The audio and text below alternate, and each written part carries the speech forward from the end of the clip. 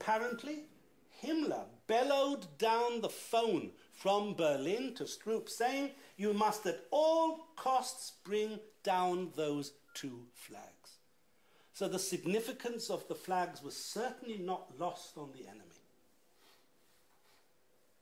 1993, a Polish woman who had lived on that square outside the ghetto, opposite the ZZW headquarters, because that was their headquarters, by the way. We're talking about the building that was held by the ZZW.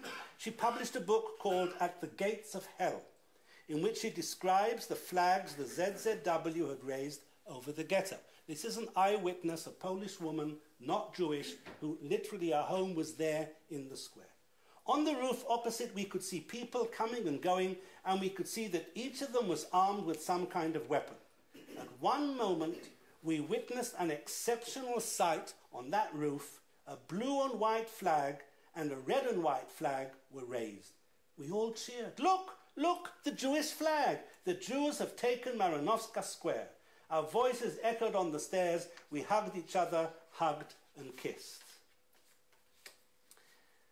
I'd like to be able to tell you that this reaction was a general reaction in Warsaw, but I can't. Anyway, armed with rifles, submachine guns, machine guns, and Molotov cocktails, the ZZW fighters established fortified positions and succeeded in holding up the advance of the German forces during an entire day's fighting. As I said, the Germans could not take it, they retreated, and only the next day did they come with much larger forces.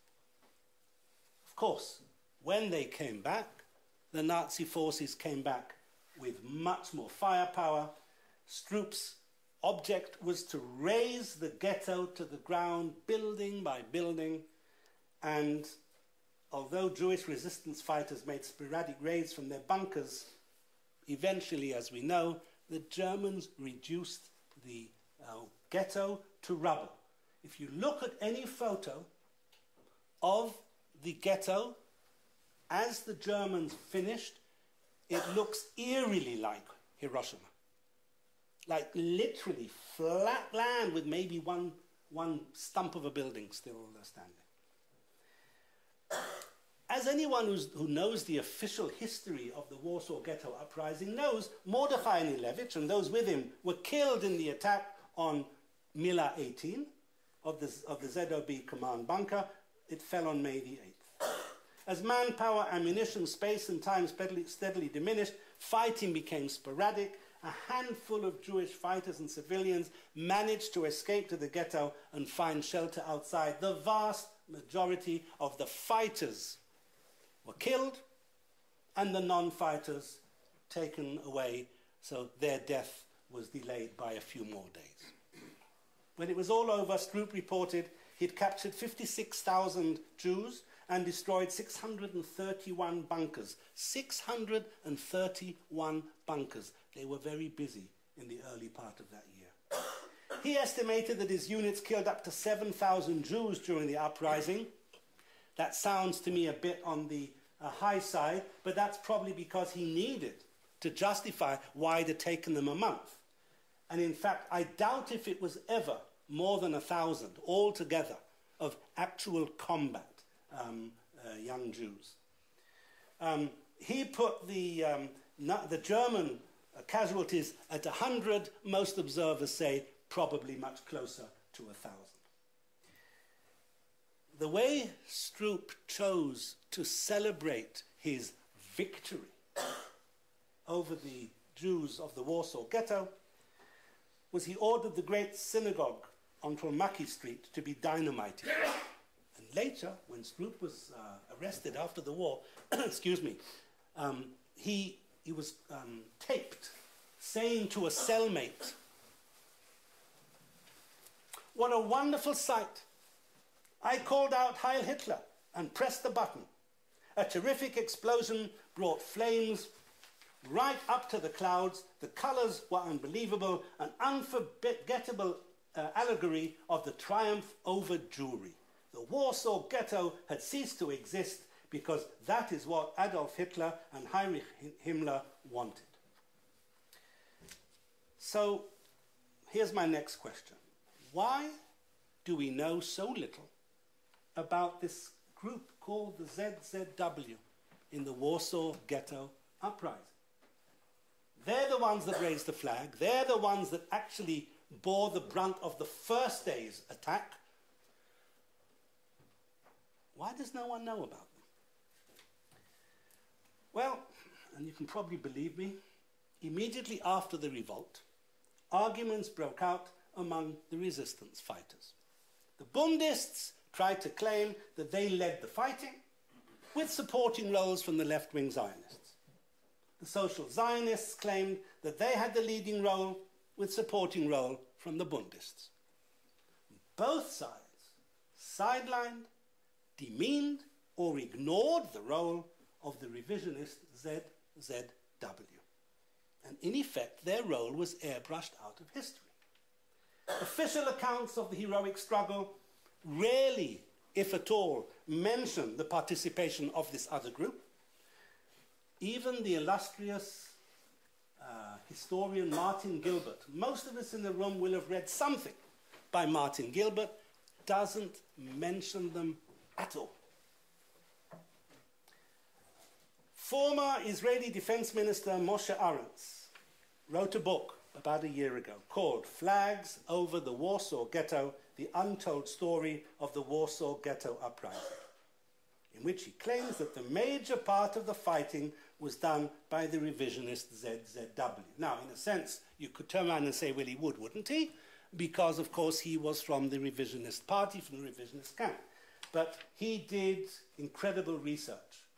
Funnily enough, about 8-9 years ago, when I was working on my book called 2 Lions, 6 Officers and 750 Mules, about the Zion Mule Corps and the Jewish Legion, I did some of my research in the Jabotinsky Museum Library in Tel Aviv. And there I was, minding my own business, with piles of stuff in front of me, and I sort of peeped over the top, and there was, and I would recognize him because he's former cabinet minister, there was Moshe Arens. Now, I don't know him, he doesn't know me, but he was obviously already then working on this major opus. So the role of the ZZW is unknown, firstly because so few of them survived. They were almost all wiped out. Secondly, because we know that the labor Zionists controlled the culture of Israel. They wrote the history books of Israel in its early years, and they were in a position to create monuments, research institutes, and books that told the story from their point of view. Another reason is that historians were too quick to accept the labor-leaning, left-wing Zionist narrative. And another reason is that the revisionist leaders in Palestine were much more preoccupied with the task of fighting to drive the British out and establish a Jewish state than to argue over what had happened over there in Warsaw 3 years earlier. And here's a very interesting reason that I've come up with, that Arens reluctantly comes to this conclusion as well. You see, those of you that know anything about Israeli history, in 1977, big changes happened when, for the first time, a right-wing government came into power in the modern state of Israel. And Menachim Begin became the prime minister after almost 30 years of labor-led coalitions in power. Now, you'd think that this would be a great opportunity to do a bit of counterbalancing in the narrative. Now, there was some. Jabotinsky, no one had heard of him. Suddenly we all heard of him because he appeared on the, I think it was on a 100 shekel note, or 100 lira note at the time. And all of a sudden, the name Jabotinsky, apart from it being Jabotinsky Street in every single city, but no one knew who he was. And so he got sort of rehabilitated, but not this bit about the Warsaw Ghetto. Arens hints that Begin may have downplayed the role of the revisionists in Warsaw because he had a guilty conscience, because Begin left the ghetto at the last possible minute before the war. And several people inside the ghetto and outside the ghetto had things to say about him, because he was the leader of the revisionists. So my conclusion is that the Warsaw Ghetto Uprising deserves to be free of political bias. I believe that we must acknowledge our debt to all the fighters, no matter what their political leanings. It's not a matter of who did more. It's not a matter of who was better. You know, the Bundists, of course, they claimed that they were the leading light and everybody else followed. But again, they would say that, wouldn't they? But I do think that the fact that there was a second grouping, physically separate, no unified command, but doing something that we know was very, very effective, needs to be acknowledged. The German commander himself immediately saw the significance. He saw this flag flying as laying down the gauntlet to the Nazis. He said, this is a declaration of war. And of course, what it was, from the Jewish point of view, is we will not go quietly, we will fight. One of the tragedies of the war and of the Holocaust is that Jewish partisans and freedom fighters, not only in Warsaw and elsewhere, always expected more help than they got from the non-Jewish underground, not just in Warsaw. They put up, these are the Jews who put up the Polish flag together with the blue and white flag, hoping, as this woman who lived right in the square, she said, this is wonderful. They're putting up our flag. Good for the Jews. Most of the underground, anti-Nazi underground in Poland remained steadfastly anti-Semitic right through the war. There was no perceptible positive mass response from the surrounding larger Polish community towards the ghetto uprising. Underground newspapers of the traditionally anti-Semitic Polish nationalists maintained an openly unsympathetic attitude to the revolt. One clandestine right-wing publication concluded that the destruction of Warsaw's Jews was simply historic justice. It's not that I'm surprised by this, but it's something that we need to be aware of, that it wasn't just Jews fighting the obvious enemy. There was no one beyond willing to do much for them.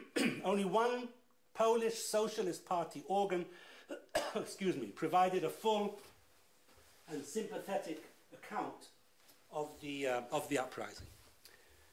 And if you look further afield, Britain, America, search the newspapers, search the media.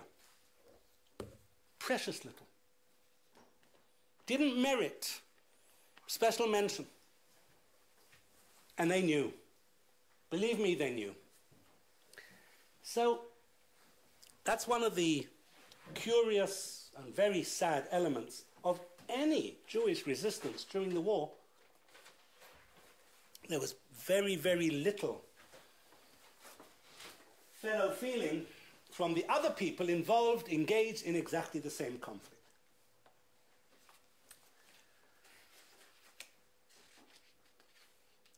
The Allies knew all about the deportations. They knew about the uprising. Do you know how we know that they knew? Because of Chief Rabbi Herzog, who was the chief rabbi here before he left in 1936 to become chief rabbi of the British Mandate of Palestine. Right through the war was sending urgent telegrams, I would say almost hysterical telegrams, to de Valera, stating chapter and verse where Jews were being picked up, where they were being taken. He knew as much as any intelligence. So I can assure you that if Dev knew right through the war what was happening to Jewish communities, so did the Allies, which makes the lack of any Allied action, such as bombing the railway lines to the death camps, inexcusable.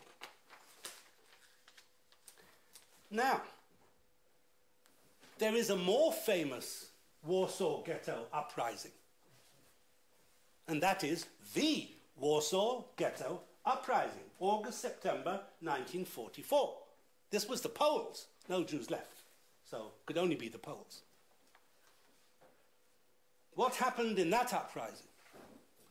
Well, the Allies helped Polish freedom fighters in a way that did not involve the expenditure of a single dollar or the sacrifice of a single airman's life. How? British Foreign Secretary Anthony Eden stood up in the House of Commons and he said, the Allies expected all surrendering Polish freedom fighters to be treated as regular prisoners of war.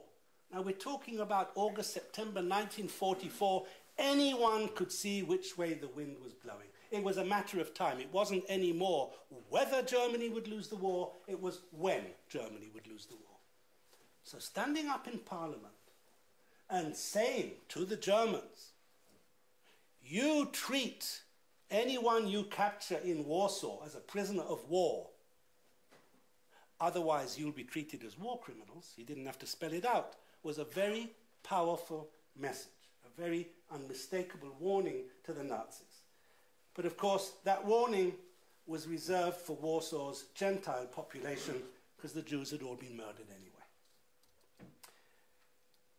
My friends, I started this talk by describing how a young Polish Jewish refugee, my dad, escaped from Berlin to Scotland with a kinder transport and then fought in the war against the Nazis.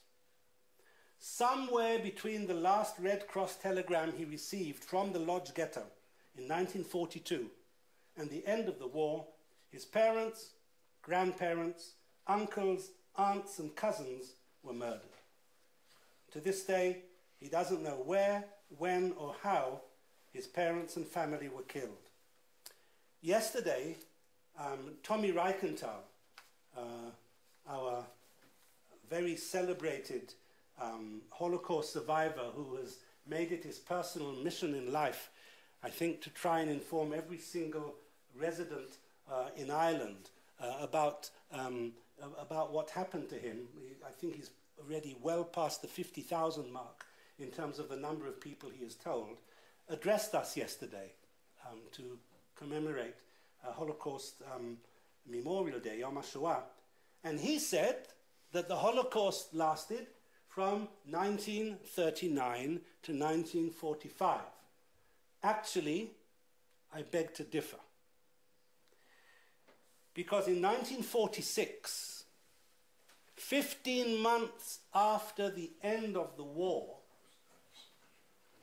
two of my father's uncles who had managed to survive the concentration camps, got through them, got to displaced persons camps and were allowed to go home to Poland, to their homes in Kielce, were murdered in Kielce, in the Kielce pogrom, with 50 other Jews. So the Holocaust did not end when the war ended. When my father and mother married in December 44, they made a vow that they would rebuild the Fachler tribe that had been decimated in the Holocaust.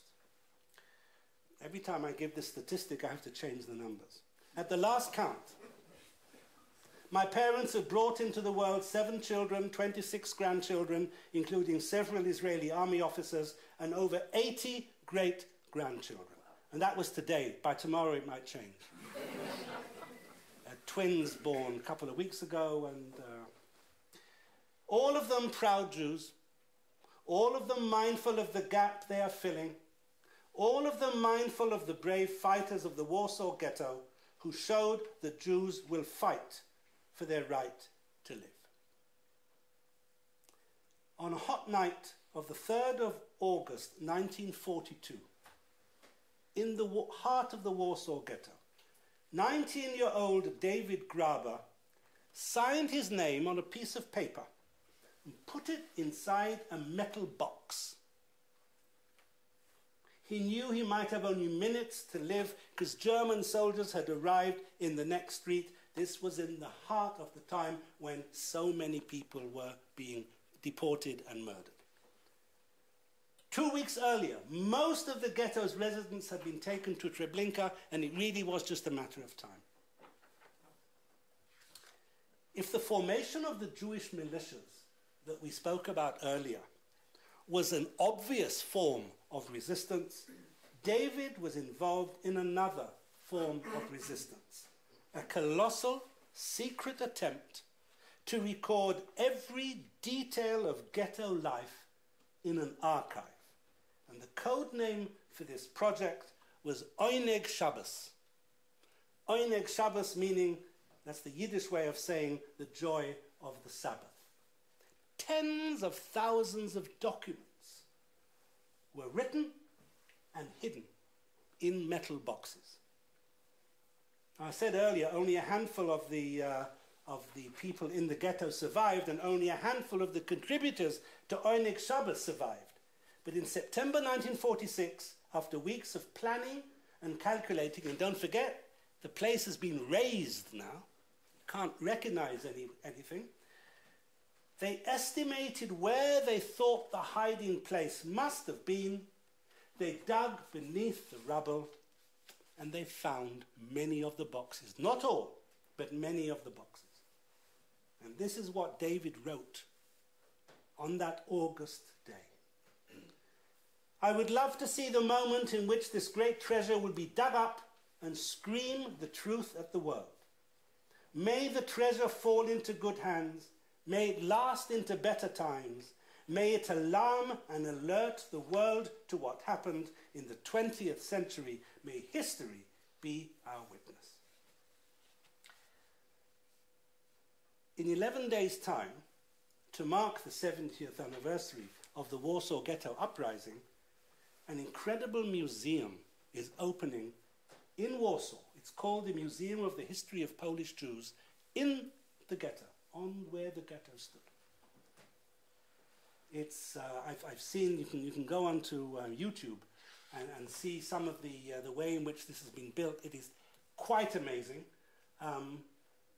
visually stunning, and just from looking at what they're doing, you can get such a sense of what it is they are commemorating. Now, it's not specifically about the Warsaw Uprising, but of course, the location they've chosen is the Warsaw Ghetto. They've reconstructed a wooden synagogue only using the same implements that we used to build the original synagogue, with all the same plans. And that is right there in the center of this museum. A little late, but very welcome, in my opinion. Today, all over Israel, sirens sounded for Yom HaShoah. People stood in silence to pay homage, as we did, to the 6 million Jewish men, women, and children murdered by the Nazis. And they remembered the bravery of the Warsaw Ghetto fighters and their nerve in raising the blue and white flag over the ghetto. Now, I wrote this 2 or 3 days ago, and today someone communicated to me that today, I think, the Prime Minister of Israel, Bibi Netanyahu, made specific mention of the Warsaw Ghetto Uprising as part of this year's Yom HaShoah. And I couldn't help being reminded of another occasion when the blue and white flag flew over Poland, literally. Israeli Brigadier General Amir Eshel's grandmother perished in Auschwitz.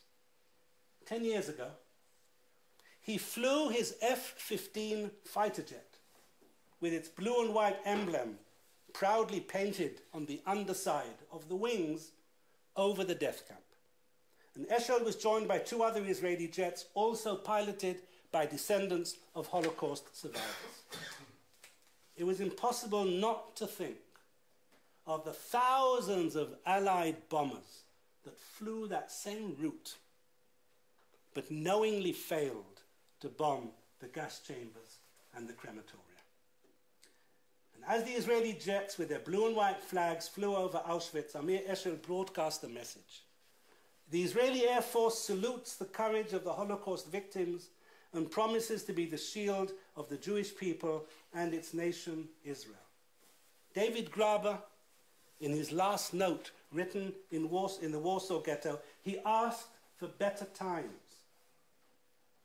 And the following year, his colleagues in the ghetto rose up against the Nazi beast and flew the blue and white flag over the Warsaw Ghetto. Tonight, we salute them.